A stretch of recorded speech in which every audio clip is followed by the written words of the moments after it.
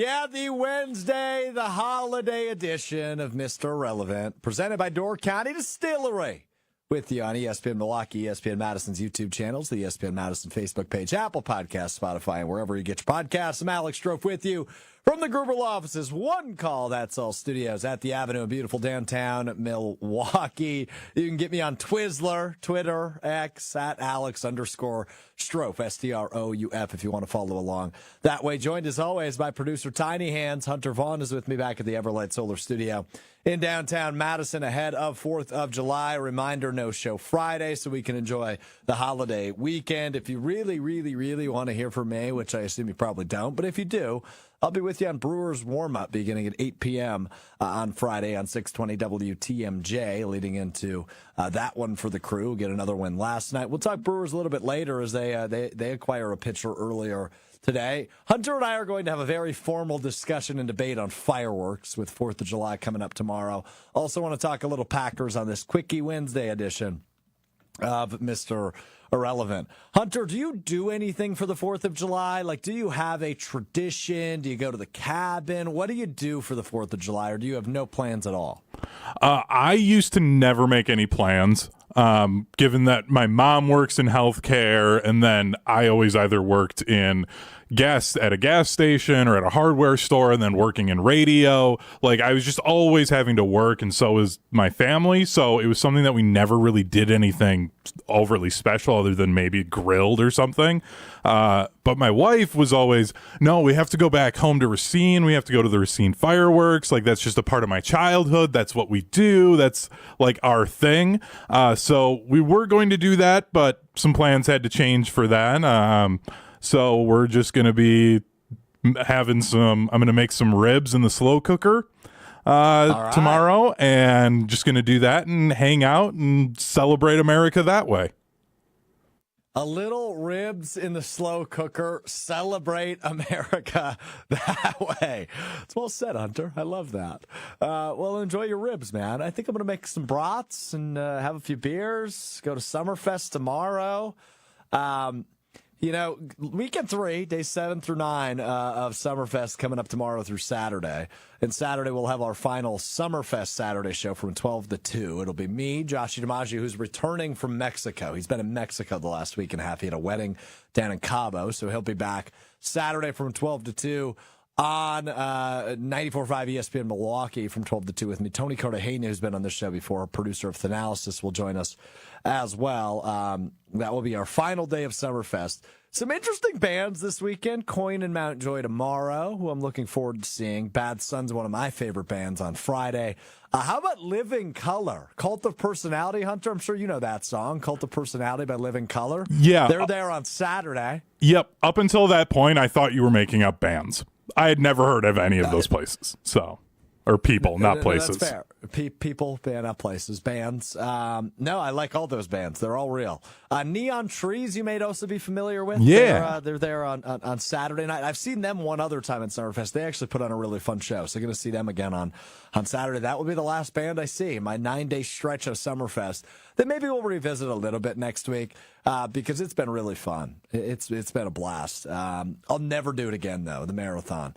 It's expensive. It's a lot. It's draining. But, man, is it fun. If you're a fan of live music, we are so blessed, man, to have the what's dubbed the world's largest music festival in Summerfest right in our backyards here. I've walked to Summerfest every day from our Gruber Law Office's studios in downtown Milwaukee. I've walked from here to Summerfest all 9 days, and I will continue to do that this weekend, assuming there's no downpour on Friday when I make it out there. But, man, we are so lucky to have such a wide variety of music right here, very easily accessible for those of you in Green Bay or Madison or Stevens Point or anywhere else in the state, La Crosse, Superior, whatever. Right, like it is right here. 9 days of great music. So grateful that I got to do this, but it has been draining, man. But looking forward to the final weekend starting tomorrow on the 4th of July. Let's talk Packers, though. We're less than 3 weeks away from training camp. And breaking news. Da-da-da-da-da-da. Very excited to tell you that on July 22nd, Mr. Irrelevant will be live from Green Bay for the opening day of training camp. More details to come on that, but we will be up in Green Bay, my hometown, for day one of the 2024 Green Bay Packers season. Rumor has it I may also attend the shareholders meeting as a non-shareholder that afternoon as well. So we'll see if that happens as well. We're working out the kinks on that one. But I will be in Green Bay for training camp on July 22nd. So I haven't been to training camp in like 3 years, believe it or not. Since I've been with ESPN Wisconsin, I've usually been back in the studio to help our coverage kick off. But this will be the first time I get out there for our coverage. So looking forward to that on Monday, July 22nd, less than 3 weeks away. Josh Jacobs, though, the brand new running back. And by the way, if you haven't listened yet to our State of the Packers show from ESPN Wisconsin last week, Jason Wilde, Gabe Neitzel, and myself live from Summerfest this past Saturday. You can catch some reruns of that coming up on Friday. I believe it'll air 9 to noon on ESPN Milwaukee and ESPN Madison in spot of Wilde and Tausch on the 5th. We covered a ton of ground. We talked about every position group. Really fun show. But specifically on the running backs, we talked about like Josh Jacobs and his implementation into this Matt LaFleur offense, but also Marshawn Lloyd and A.J. Dillon and you know, the running back position. But Josh Jacobs is such an intriguing piece to me because I know some Packers fans, rightfully so, are upset that the Packers moved on from Aaron Jones and got Josh Jacobs in free agency. I get why you're upset because Aaron Jones was kind of the heartbeat of the team, but I think we overvalue that, right? Like, this is professional sports. No one team is ever the same the following year, no matter what league you look at. Like, you don't have the entire cast of characters you had a year ago still around the next year, whether you're talking about the NFL, the NBA, the NHL, the MLB, MLS, college basketball, college football. One team is never the same the next year. So while a guy can be a great leader and a great asset from a leadership perspective and a friendliness perspective and a heartbeat of the locker room perspective, I think we overvalue that just a touch on how that will play a role in the 2024 Packers. Number one, Josh Jacobs was a captain. Like, he's known as a good leader. Number two, it is a bona fide and undeniable upgrade at the running back position to go from Aaron Jones to Josh Jacobs. So don't sweat it. This is a good thing. Josh Jacobs on the Insiders on NFL Network talking about the potential of the Green Bay Packers offense in 2024. And baby, let's get delusional. Let's get overexcited less than 3 weeks out from training camp. Here's what Jacobs had to say on the Insiders on NFL Network. Matt LaFleur talking recently to the media, saying philosophically he likes to have a couple of running backs because it's such a violent position for you guys to have to play for the course of the season. So he sees multiple guys being used in the backfield, but also said that he sees you as kind of a high volume type guy, a versatile guy. What's your impression with regard to how things are going to work for you in this offense in 2024? Man, I honestly think the sky is the limit in this offense, man. You know, obviously with having a special guy in Jordan Love, you know, and having a good offensive line and, you know, some good receivers out there make it a lot easier for me. But just to be able to see the game plan and the things that they want me to do this year, the things that they're allowing me to do, I just think it's going to be a special year. So give us a little more insight into that, Josh, because, you know, you go back to 2022, you put up over 2,000 yards for scrimmage, 12 touchdowns. Remember talking to you at the Super Bowl. Right after that, you get your opportunity to hit the free agent market. The Packers paid for that guy, what they saw on tape going back to 2022. Obviously, you had to battle through some injuries last year. When you talk about that, the things that they're going to allow you to do in this offense, what all does that entail?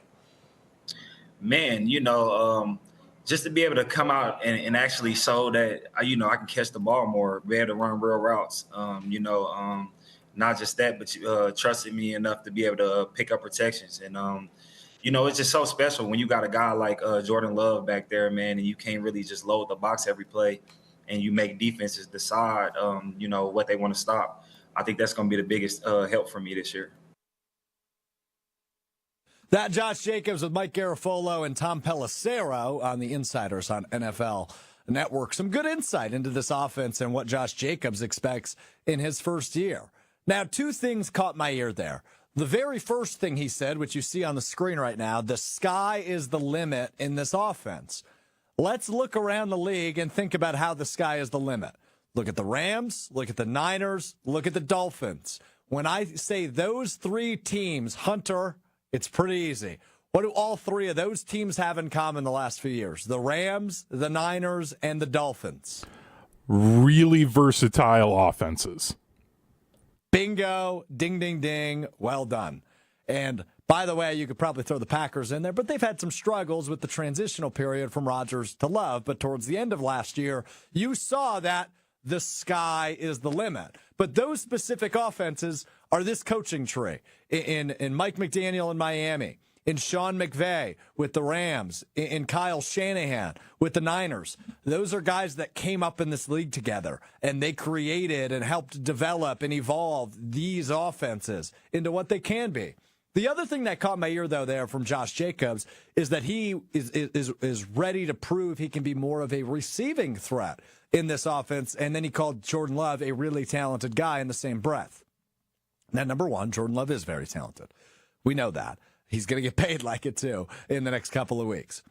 But Josh Jacobs as a receiving threat just makes my mind explode as a Packers fan. Because think about the receiving threats you already have in this offense. Christian Watson, Romeo Doubs, Jaden Reed, Dontavian Wicks, Bo Melton, believe it or not. Like, I view him as a serious guy that could make a jump and be a legitimate threat. Luke Musgrave, Tucker Kraft. Hey, by the way, that guy they drafted in Marshawn Lloyd, not too shabby of a receiving back, and you add in a former first-team All-Pro in Josh Jacobs to a list of receiving threats, Jordan Love's going to have a bazillion yards. And Matt LaFleur is going to scheme some really good things up for this offense. The third thing that I didn't mention that caught my ear from Jacobs is the compliment toward the offensive line. And something we've talked about many times, and if you've listened to the show since the get-go, the very first time Brian Bulaga appeared on the show, the former Packers right tackle and first-round draft pick, he talked about, and I asked him a question about it, and he just had a terrific answer on what makes the Packers so good at developing offensive linemen. And it just traditionally, they've been better than just about every team in the league when it comes to developing offensive linemen. And they've hit on those early round picks for the most part outside of like Derek Sherrod in 2011. But there were some other circumstances, right? He dealt with injuries. But think about a guy like David Bakhtiari, who was a mid-round pick and evolved into the best left tackle in the league. Think about a guy like Zach Tom now, who they view as one of their best offensive linemen. Elton Jenkins has evolved into one of those pieces as well. So they constantly get these guys in the middle rounds and let them sit, let them learn, let them bask in the greatness of their coaching staff, and they evolve into these, Swiss Army knife type offensive linemen. So this offensive line, despite some of the question marks we may have entering training camp, right? Who's the starting left tackle? Is Sean Ryan actually an everyday right guard? Is Josh Myers truly the best center? The best option you have at center on this roster? We have those questions, but if you roll out the five you had last year, Rasheed Walker, Elton Jenkins, Josh Myers, Sean Ryan, who split time with John Runyon, and then at right tackle, Zach Tom once he returns from his pec injury, you're comfortable with that, especially when you have Jordan Love and Josh Jacobs and all those receiving options I just mentioned.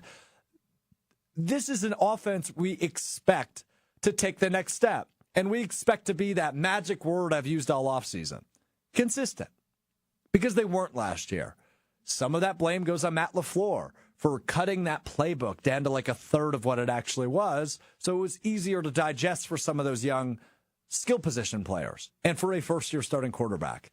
But as the season went on, and as this offense grew together, and as Jordan Love grew, we saw the potential this offense could have.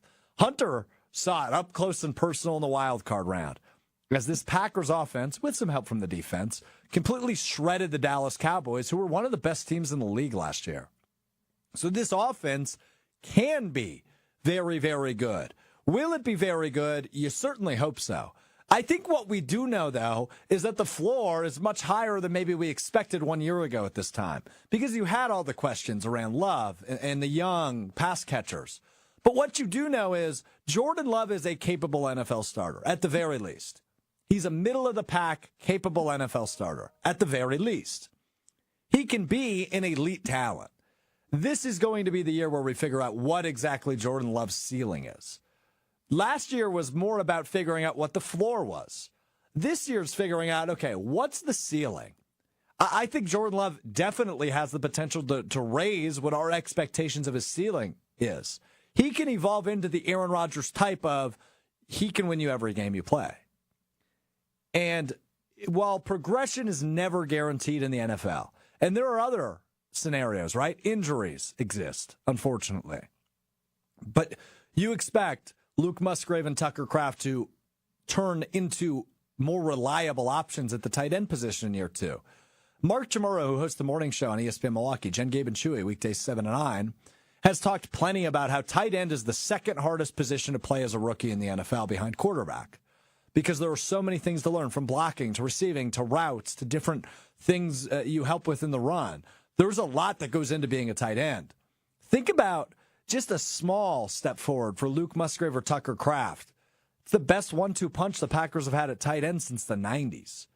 When it comes to the receivers, and I saw earlier today a quote from Jordan Love from a month ago has resurfaced on how not having a true number one receiver, he kind of views it as that offensive superpower. And while somebody will probably become the number one as we view it on paper this year, I don't know that you necessarily need it. I think you need it to win a Super Bowl, but I don't think Super Bowl is necessarily the expectation this year for the Packers. I think the expectation is win double-digit games, maybe get to an NFC Championship game. And shoot, if they exceed expectations, great. But I think that's the expectation. Be in the divisional round. Be in the same spot you were a year ago at the very least. And if you exceed expectations, great. I think this offense can be top 7 in the league. I think the 3 I named earlier are all in there. Miami, San Francisco, and Los Angeles. Los Angeles, I still think, is a very, very good offense. As you saw, Puka Nacua come on strong. And obviously, Cooper Kupp is healthy. Matthew Stafford, when he's healthy, is still a very good quarterback in this league. And then you look across the league, right? Hunter's favorite team, Dallas, has a very good offense. I think, and then I haven't even mentioned AFC offenses yet, right? Kansas City is always going to be a threat. Cincinnati, if Burrow's healthy. Buffalo is always good. Baltimore's a good offense. And they add some pieces in the offseason. Philadelphia adds Saquon Barkley. Green Bay should be in that conversation. So I think this can be a top 7, if not better, offense in this league, because remember who the play caller is. Matt LaFleur is one of the best play callers in the National Football League, and that should not be something that's overlooked. Hunter, how do you feel? How good can this Packers offense be? I mean, I think you're right. I think they should be top 10 in the NFL when it comes to offense, whether that's from a points perspective, production, third down efficiency, whatever way you want to measure what a good offense is. I think they will be consistently in the top 10 for all of that. I'm just wondering, what is the one thing, though, that could hold this offense back? Because I just keep thinking, if these receivers don't develop the way that we are expecting them to, this could be a really long season for Jordan Love and a very frustrating one, too. Yeah, so that's one part of it, and I think that's a good point. And look, I'm pessimistic sometimes during the season. This is the time where I tend not to be, but I'll take a look at the glass half empty thing for just a moment, because I think it is important. And it's a sentence I mentioned earlier that I kind of breezed right over. I brushed right over it. Progression isn't guaranteed in the NFL. You expect it, but it's not guaranteed. It's a lot more difficult to win in the NFL than just saying, hey, everybody's going to be better and they're going to be awesome. Yes, the receivers obviously do play a big role.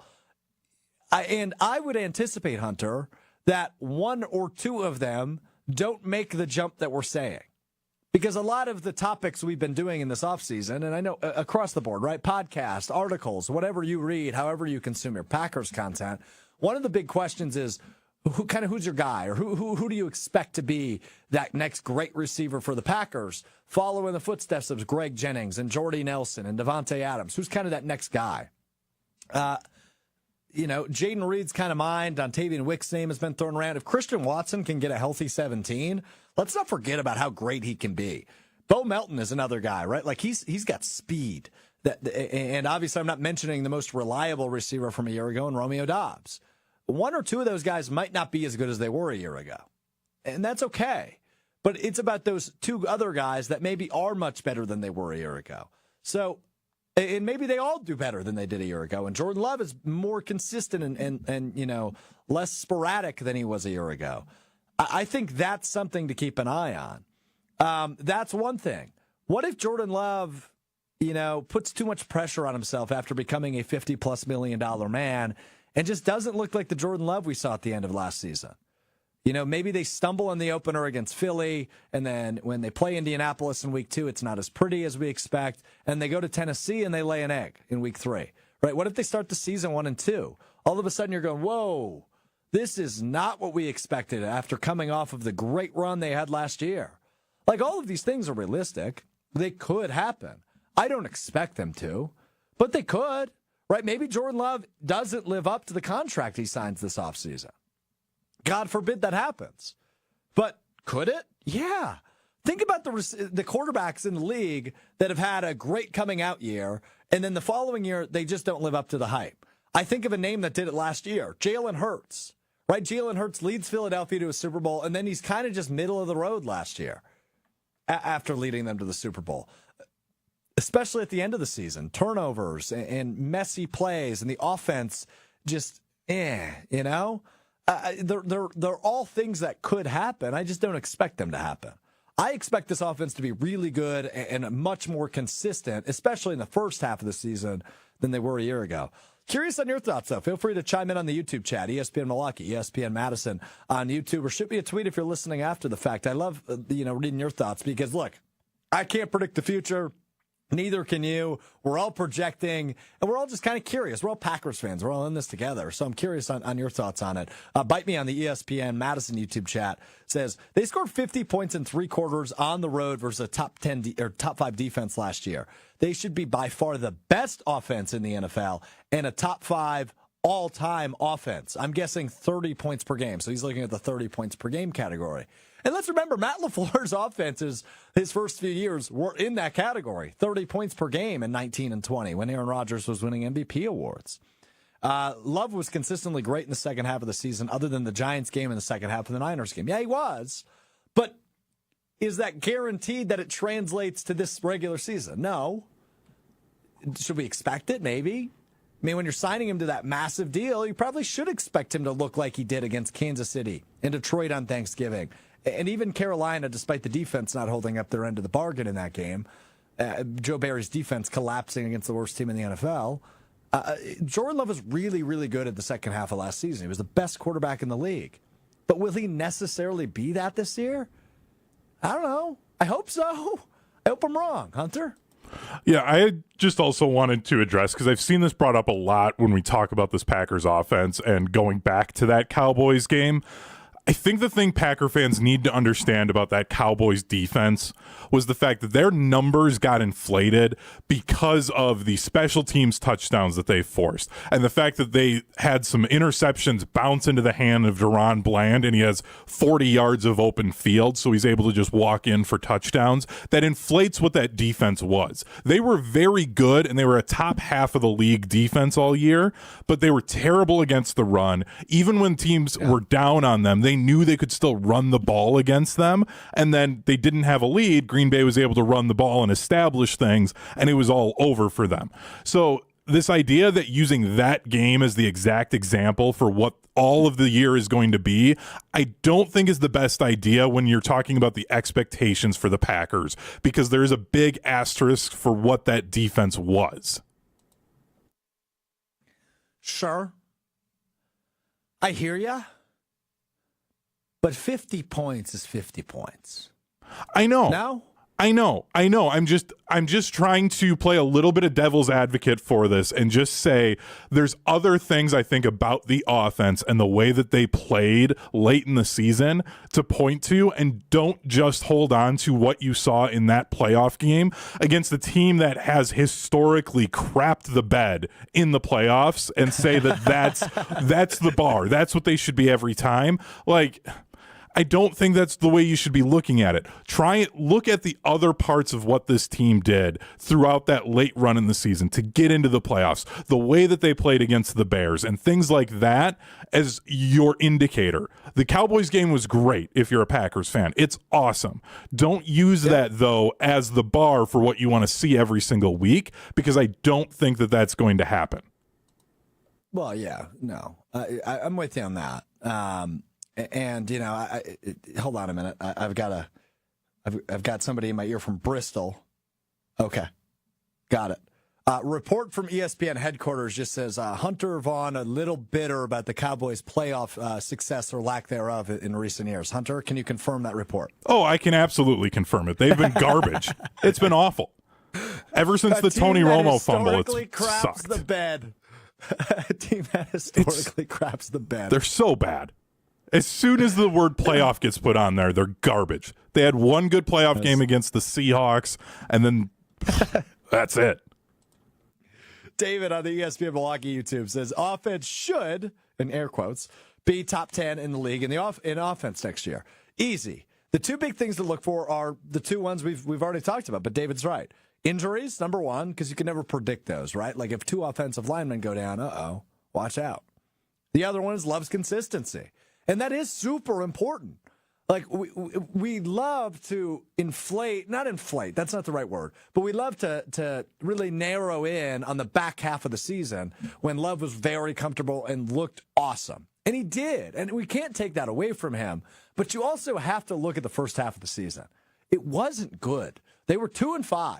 Like, there's old episodes of Mr. Irrelevant that you can go back and listen to where I started the show by saying, I don't know if he's the guy. And ultimately, he proved me wrong. I think he's the guy. In fact, I know he's the guy. We could do this 3 years in a row without me questioning it. I'm pretty sure. Like, he could have a bad year, and I'd still say, hey, what we saw in 2023 was good enough for me to give him another chance. Kind of what the Giants are doing with Daniel Jones. And look, what Love did last year was better than what Jones has ever done. But what the Giants see in Daniel Jones is they locked him up, and they got to continue to trot him out there. So I'm not. I would never be ready to give up on Love, but he had a bad first half of the year. Maybe bad's a little strong, but it wasn't anywhere near what he did in the second half. So if he can consistently do what he did in the second half, boom, this is a NFC North contending team. This is probably a Super Bowl contending team. If he's as consistent as he was in the second half of last year, actually scratch that. They're not probably a Super Bowl contending team. They are. He's the best quarterback in football. If Love is an MVP candidate this year, they're a Super Bowl team. It's as simple as that. A lot relies on him. But to David's point, if he is consistent like he was outside of that Giants blunder and outside of the second half of the Niners game, they are a Super Bowl team this year. I'd be hard-pressed to find somebody to debate that. Like, it's Niners, Packers in the NFC Championship game again, and may the best man win. It's as simple as that in my head. All right. Holiday weekend's here, baby. You know how I'm celebrating? Door County Distillery. Locally produced, handcrafted, award-winning spirits made locally in beautiful Door County. Cherry vodka, cherry brandy, award-winning whiskeys. Ooh, I picked it up. Single malt whiskey, 27-time gold medal award winner. Picked it up. Can't wait to indulge. And maybe we'll get creative with it. You can check out DoorCountyDistillery.com for a unique list of cocktail recipes. Man, some of them are really fun and summery, and that list is awesome. You got to check it out if you haven't already. DoorCountyDistillery.com or scan the QR code on your TV or computer. And also check out DoorCountyDistillery.com, retailer nearest you. You can pick it up, elevate your party, elevate your gathering, elevate your tailgate, whatever you got going on this weekend. Door County Distillery does it best. They're local. Support local, man. Do it right. Support local. DoorCountyDistillery.com. 60-second break. When we come back, we talk a little Brewers. We talk a little July 4th. We wrap up the week and the show with what we learned. That's all next in 60 seconds. It's Mr. Relevant. I'm Alex Strouf. I'm back at the great Door County Distillery here in Carlsbad with my friend Rob from Door County Distillery. We're making, it seems like a summer drink here, Rob, a cherry Cosmo. Exactly. Just our twist on a regular Cosmo. Obviously Door County, so have to stick some cherry into it. Have to stick some cherry into it with the cherry vodka from Door County Distillery, made with local cherries, right? Yep, made with the Montmorency cherries we're known for here in Door County. I love it. Let's get to it. What do we got to do? All right, so first, obviously the cherry vodka. We're going to add 3 ounces of that. Next, we'll go to triple sec. 1 ounce of that. Need it for a Cosmo. This is actually just cranberry juice. 1 ounce of that, half an ounce of the lime. The Boston Shake. I've Make sure learned. it's, ready to go. That's such a cool little trick. Shake it up. Shake it till you feel like it's shaking well enough. Strainer. I like that color. That looks like summer. Cherry Cosmo from Door County Distillery. Cheers, Rob. Cheers. Tastes like summer to me. Visit DoorCountyDistillery.com to find the retailer nearest you, as well as a huge list of unique cocktail recipes. That's DoorCountyDistillery.com. DoorCountyDistillery.com. So David's coming back at me real quick on the Packers. He says, careful in saying that about the Super Bowl, Strouf, when we haven't seen the defense on the field yet. It's a good point. It's a good point. However, I'll say this. If Jordan Love is the best quarterback in football, I don't think it really matters, unless the Packers are the worst defense in football. I don't think it really matters. Because if we think back to like great Packers runs, defenses typically stepped it up at the end of the year. As much hate as we give Joe Barry, that guy always had his best performances, or his defenses did, when his back was up against the wall. When everybody was trashing him, they usually had a couple good games in them. Dallas is one of them. That Dallas playoff game is a really good example of it. That Carolina was a blunder. But then Minnesota, and again, he was playing a third-string quarterback, so I don't know how much credit we can give him for that one. But then Chicago in a do-or-die game. And then Dallas, like, those defenses were pretty good. And they weren't half bad against San Francisco either. So, I mean, if the defense isn't entirely incompetent, I think I stand by what I said. If Love is the best quarterback in football, they're a Super Bowl team. I don't think that's an outrageous take. Yeah, I think if the defense, let's say, is even average or slightly below average, but Jordan Love is the best quarterback then in the NFL, I think you look at, down at the college football level, it's going to be like that TCU team that made the playoffs. They're going to score 1 billion points. They just can't stop anybody. And at least then for Packer fans, you get to have a bunch of fun because you're going to see a bunch of Lambeau leaps. It's going to be a bunch of points scored, and you can just have a good time. Like, that's worst case scenario, I think. Yeah, I think that's fair. Bunch of Lambeau leaps. That's something I haven't thought about in a minute, is the Lambeau leap.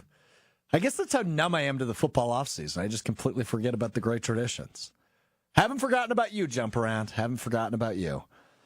All right, let's go to our new favorite segment, Wisconsin's Dad. I have not heard this one yet. Brewers get a big win last night in Colorado. They come back late. It was back and forth. I fell asleep. I'm not going to lie to you. I fell asleep on the couch last night. They win 4-3 over the Rockies. And Dallas Keuchel gets a win in his second start. And, hey, look, that's one of those, and we'll talk about the trade they made today. But they get a win with Dallas Keuchel. I don't think he's technically credited with the win, but he started the game, and they ultimately win. He pitches over 5 innings, only allows 4 hits. I think that's kind of what you expect. Right? He's not the Cy Young version of Dallas Keuchel anymore. So when you throw him out there occasionally, just like hope for damage control, I guess. And that's kind of what you got with him last night. And the Brewers are able to get the win. And they technically won, is my understanding, Hunter, on a hit by pitch, right? Rhys Hoskins, if I'm not mistaken, was hit by a pitch with the bases loaded, and that was the go-ahead run in the 9th? Yep, took a 94-mile-an-hour fastball. Hung in there. Yeah, like a champ. That feels good. So I never played baseball at a high level, so I'm never getting a 94-mile-per-hour pitch thrown at me. I did ump baseball. So when I was in college, I umpired baseball for, I think it was 2 or 3 summers. I'm in a small little town called Maribel, Wisconsin, just south of Denmark, north of Manitowoc. And I just did it like once or twice a week, and it was typically like 7th, 8th, or like kids going into 8th or 9th grade, so like about freshmen, like 13, 14, 15-year-olds. And I was often, actually almost always, the home plate umpire, so I was calling balls and strikes. Let me be the first to say, if anybody's watching, that maybe I umped your kid, or maybe the kids are watching that I umped. I apologize. I wasn't very good. I understand that. I just needed a couple bucks when I was in college. Now, the worst one I ever got was, I'm going to have to stand. And I don't even know if you'll be able to see me. I'll move these monitors for you if you're watching on the video side. So, I'm hunched over, right? Watching the balls and the strikes. Foul tip. And I was pretty guarded up, right? Like I was wearing shin guards up to the knees. I obviously had a chest pad on and a mask on. So my only exposed areas essentially were my arms and then my thighs. Foul tip, took one right off the right thigh here. And I had the biggest purple bruise I've ever had in my life. And, it was a foul tip into my thigh. And you could probably hear the thud because the crowd went, ooh, ooh. And, I don't think the catcher realized what happened. So I grabbed him, by his gear, and I kind of pulled him up to his feet. And I said, walk with me, walk with me. So him and I take a walk to the mound. And, whatever, I'm a champ. I'm a tough guy. We go back to the plate. We finish the game. I start stripping the gear off.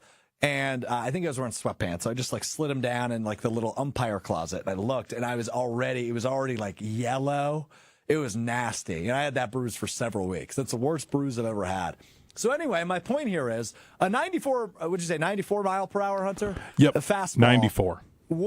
Wouldn't feel good. Would No. not feel good because I probably took a foul tip that was maybe 50 miles per hour. I mean, it was close on the ricochet, but yeah, that didn't feel good. So Rhys Hoskins, anyway, back to the story. Rhys Hoskins, hit by pitch, scores the go-ahead run. Brewers, don't allow anything in the bottom of the ninth out in Colorado. They get a win, 4-3. Now, Pat Murphy, like I said, I have not heard this yet. I'm letting Hunter take the lead on watching Wisconsin's dad and what he says. Pat Murphy talking about how they won the game, correct, Hunter? Am I setting this up correctly? Yep. If you want to set it up, feel free.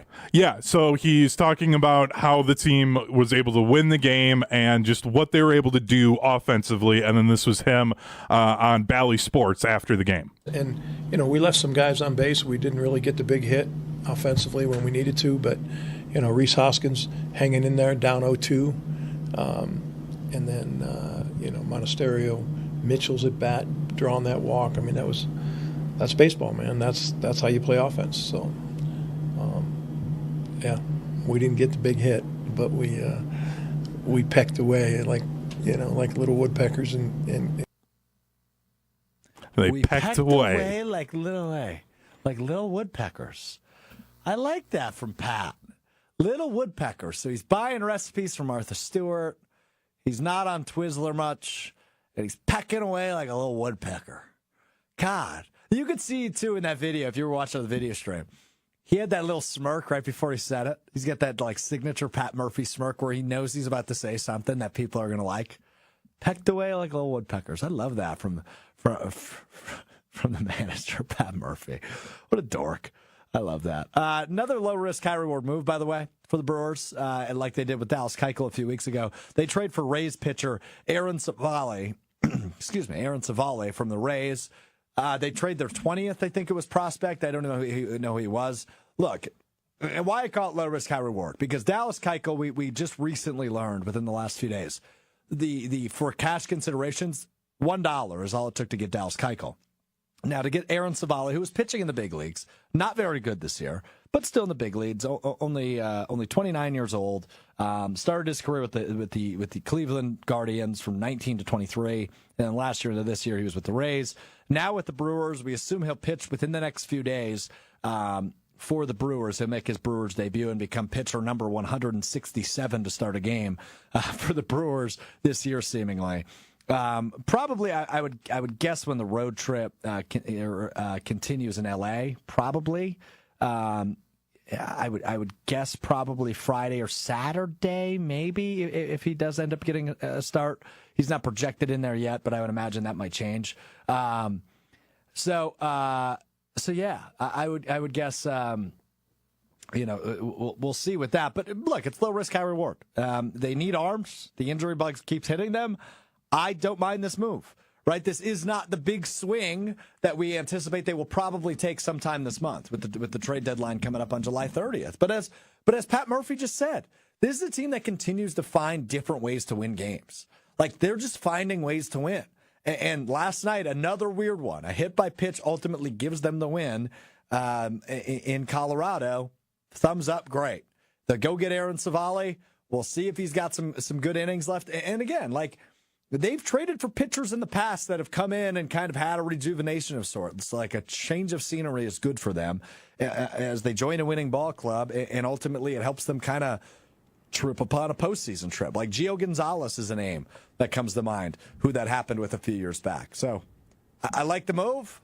That's that. It's just not a huge swing. So be it, right? Like the Brewers are finding ways to win. It is what it is. Yeah, and Savali's the guy that, like, right now I think he's sitting at like a 5.1 ERA. Like, if the Brewers do what they normally, but if they do what they have normally done with pitchers, they get that down by a run. With the way that this offense has been, you got a starting pitcher that's averaging a 4 ERA, you're looking good. And as long as he can just eat up innings for this bullpen and they can stay in games, you're fine. Because I think he's kind of sitting at what would be the probably maybe 3-4 pitcher of a 5 pitcher rotation for them. Like, you're fine with that. So I think this is a great move. I'd like to see them make another big move and go try and get an ace. But if this is all they do, I think it's fine. They're going to have to give somebody up, whether that's high-level prospects or somebody from this starting outfield or from there out in the field, and go get a big name, because they need somebody else to carry the bullpen if they really, or carry the rotation, if they really feel like they're going to make a deep run this year. Yeah, what would you define a deep run as? Like, is that the divisional series? Yeah. A deep run? Yeah, I think you absolutely win the wild card, and I think you're getting that 5 games. Yeah, you're getting late into a series in the divisional round, given how good both the Phillies and the Dodgers are. I think that's a fair expectation for this team. I don't expect them to be NLCS this year. I'd love to see it. And I think they are capable, but at the same time, like, I understand what they're going up against. And when you have Shohei Ohtani just putting up one of the best months ever that an LA Dodger has ever had, like, that's going to be hard to try and get past, which right now it's looking like would be their second round, that divisional round matchup. Yeah, and they have not had luck with the Dodgers in the past, but when you got the payroll like they do, man, they better be in those spots and winning in those spots. I'm speaking for the Dodgers, but you never know what happens. You saw what happened last year with the Rangers, so we'll see. I threw a poll out ahead of July 4th on Twitter, at Twizzler, at Alex_Strouf, STROUF. Which word best describes your feelings toward fireworks? Love, fine, meh, or anti? I was intrigued by the results. Love and anti, both at 18.5%. Fine and meh, combine them, we're at about 65% of the vote. So that's kind of where I land. I'm not anti-fireworks. They're just kind of whatever.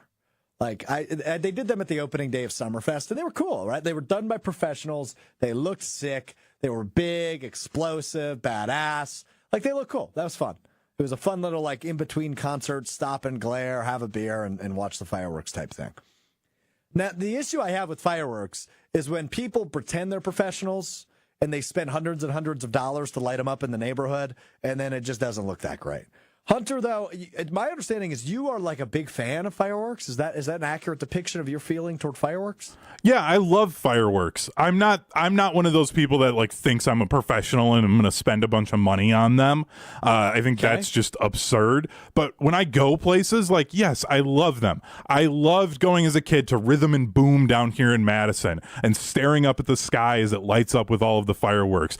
Think about the scene from Sandlot, where they talk about it was the only night game they played because it would light up with the fireworks. It's a moment to think about, okay, it is America's birthday. I'm going to have some fun, and I'm going to watch these fireworks and just feel like a kid again. They're great, and I don't get all of this. It's like the cool thing now this time of year is like, oh, fireworks are lame. They're stupid. Even though up until one person decided to say it, everybody else was like, yeah, they're fun, they're cool, I enjoy this. But oh no, one person said it who somebody else thought was cool, and now everybody else has to jump on the hating on fireworks. I think it's ridiculous. Yeah, so it's un-American. I'm not, like, super anti. Will you light fireworks, Hunter? Like, will you light some off this year? No. I let professionals do that. I'm plus Good two, idea. like, if you're lighting them off in a residential, like, I don't know who lives around me. I live in an apartment complex too. Like, I don't know if there's veterans. I know people have dogs. Like, I had a friend whose parent was a veteran, and I saw what that was like for them. So no, I leave it up to professionals. So, like, okay, there's fireworks happening in this area. and you know it's a designated spot. I don't like I'm just in the middle of a cul-de-sac and some a-hole is lighting off $500 worth of fireworks for the next 3 hours. That's weird, and I'm not a fan of that. Yeah, that's fair. That's fair. Can't blame me for that. Yeah, that's fine. If you do light them off, be safe. Don't blow your hand off, right? We don't need what happening to you, what happened to a former NFL defensive end. Don't need that. The 4th of July and fireworks, though, did birth one of the greatest memes in internet history. And I wish I would have told you to play it. This is on me, Hunter. But back it up, Terry. Back it up, Terry. You know that meme? I don't. You know what I'm talking about? Okay, well, that's too bad. Maybe we'll play it next week. We'll make that a tease. If you have free time, though, go on YouTube, look up Back It Up, Terry. You will get a good laugh out of that. Time now for What We Learned. It is our final show of the week. We will be back with you on Monday, which means we'll only be 2 weeks away from training camp. Holy smokes, is summer flying by. Hunter, what'd you learn? I learned that when you have even just one additional person like coming over for a meal, it's way too stressful. Like trying to figure out okay, what are we going to have? Are they bringing something? How do you ask somebody to potentially bring something and it's just my sister-in-law coming over. But I said, we're making ribs, and it was just this whole thing of okay, do we want ribs? Do you want to do pulled pork? Do we just want to do burgers? What do we want to do? What are we going to have with it? Who's going to pick up what? It's too much. I don't like it. And I've realized that I just don't like that part of it. I have no problem cooking. So you don't like hosting? No. I would honestly, I think what I want is I just want my wife to just tell me. I want Sarah to just be like, hey, we're going to have this. She's coming over at this time. Have it ready. Does this sound good? And just leave it at that. Instead of me having to be involved, because I don't care. It's the 4th of July. I just want to eat some meat and maybe watch The Patriot and feel like a good red-blooded American. That's all I want to do. So, yeah, I'm not a fan of hosting and making decisions. There you go. Fair enough. What I learned in NBA news, LeBron James signs a 2-year, 1-and-1 deal, essentially, with the L.A. Lakers worth $104 million. However, LeBron gets a no-trade clause now. And I didn't realize only one other player in the league has a no-trade clause, and that is Bradley Beal, of all people. Essentially, the no-trade clause in the NBA means the player can veto trades. You can say, yeah, no, I don't want to go there. And for LeBron, who's now going to be playing with his son, they will be the first father-son duo in NBA history to play on the same team together. They will play together, right? LeBron's not going anywhere.